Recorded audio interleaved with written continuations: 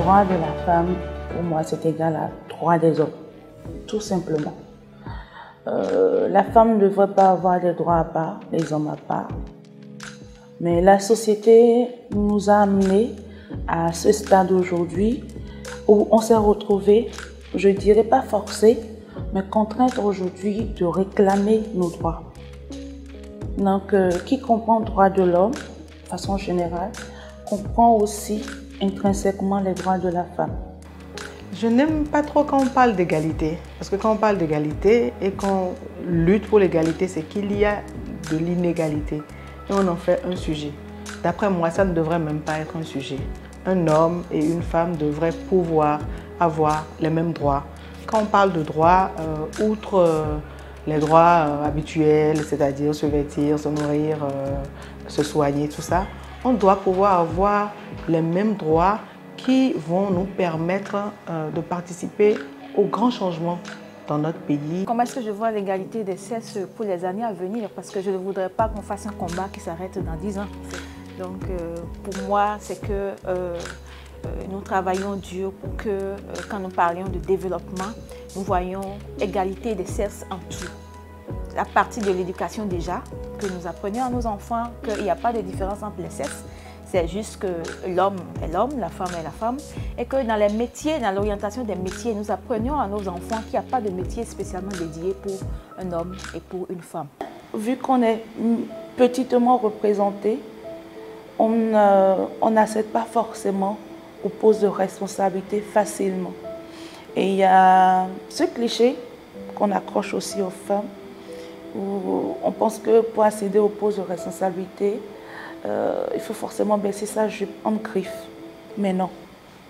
Lorsque l'intelligence, le savoir y est, on s'impose. Concernant moi, mon poste à l'intérieur du port, je peux dire qu'il y a la discrimination.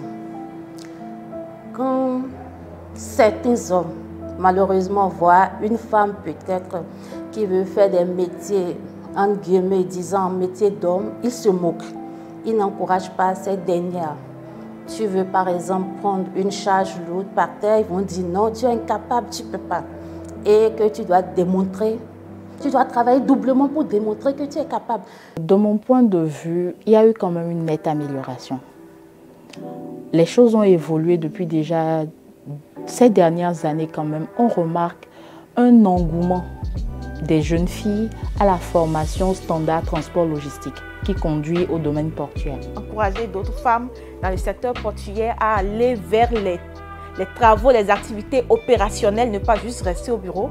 Nous voulons voir plus de femmes conducteurs de risk-takers, plus de femmes conductrices de grues et plus de femmes qui montent sur le navire. Vous savez, avec l'ère du Covid, la digitalisation a pris le dessus. Et aujourd'hui, tu ne peux rien faire sans ça. Le digital, en fait, c'est pas une question de femme seule. Ça facilite la vie, ça facilite la tâche à tout le monde. Les perspectives sont bonnes parce qu'on voit de plus en plus de femmes s'affirmer et à des niveaux de responsabilité très élevés. Et cela augure d'une très très bonne perspective pour les 10 prochaines années à venir. Je dirais aux femmes que la femme a tout en elle. La femme qui veut réussir, réussira. La femme a toutes les potentialités.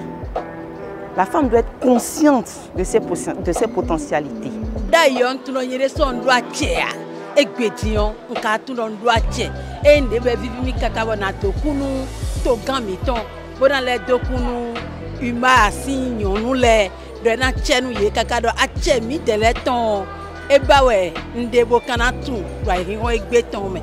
D'un kawaboa sero anyu, on déçoit tiens et on débo vivre nous. Très bonne célébration de la Journée internationale des droits de la femme.